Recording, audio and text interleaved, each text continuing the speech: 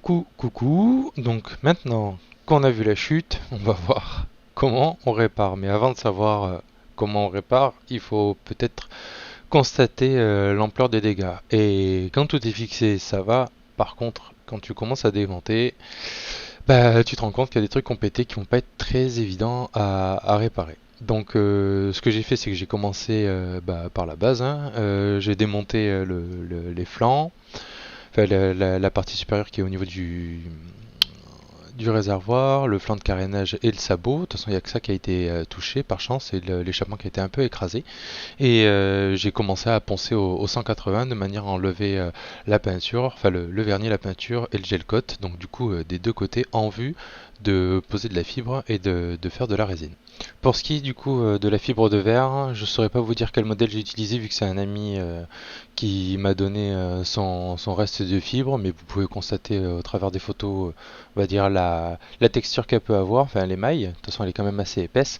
Pour les endroits où j'avais réellement des gros trous, j'ai posé une rondelle, je l'avais vu faire auparavant quand il avait réparé, enfin, sous les conseils de notre ami mécanicien, quand il avait réparé ses protections de carter.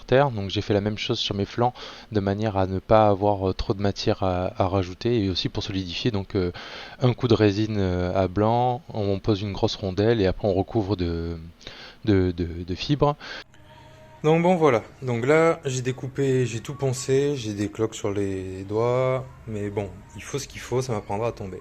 J'ai découpé tous les gabarits, j'ai acheté ça à Leroy Merlin, c'est pas très solide, mais bon, de toute façon ça va être utilisé une fois et ça va être balancé. Donc j'ai découpé tous les gabarits, même si ça dépasse, dans tous les cas après je les recouperai au ciseau. Maintenant, je vais appliquer de la résine sur le support que j'ai dégraissé au nettoyant frein.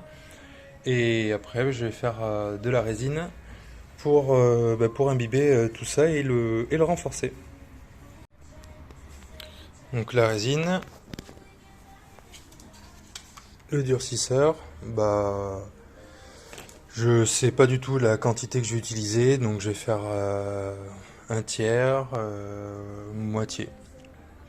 Enfin un quart de ça, moitié de ça, hein. Donc ça va être à la louche, de toute façon il faut mettre suffisamment de durcisseur, donc on va gérer. Donc à peu près ça, ça fait ça, et maintenant on met la moitié de ça.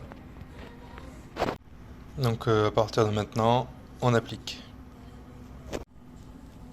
Voilà, on mélange la résine et le durcisseur.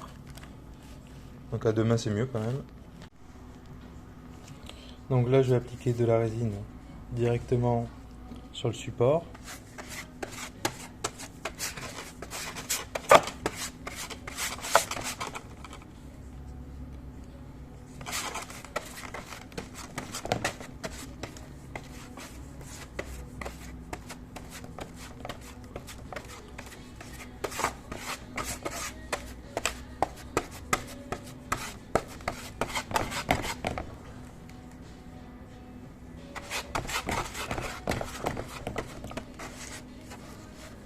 Et vu là que j'ai un trou, pour le renforcer, je vais mettre une rondelle en fer pour le fixer.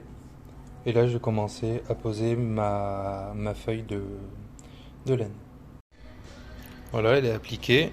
Et bien sûr, j'ai foutu de la résine sur l'écran du téléphone. Allez, c'est parti, on continue. Donc là, je vais l'imbiber.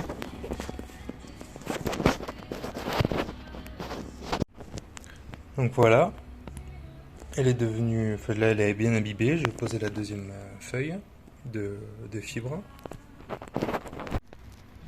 La deuxième est faite, et du coup, je vais reproduire l'opération pour celle-là et pour celle-là. Je vous reprends après.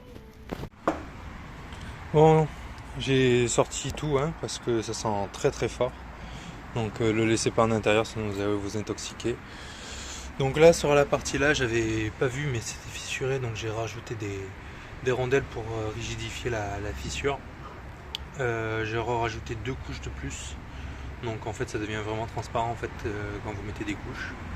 Là, j'ai rajouté deux couches de plus, et là ça a été un peu la merde, parce que faire des arrondis avec la résine qui colle au pinceau, c'est pénible. Donc d'ailleurs là je vois que ça bave, donc je vais l'essuyer de suite. Si vous voyez que ça bave comme ça, du nettoyant frein ça part tant que la résine est pas sèche. Donc là je vais le nettoyer.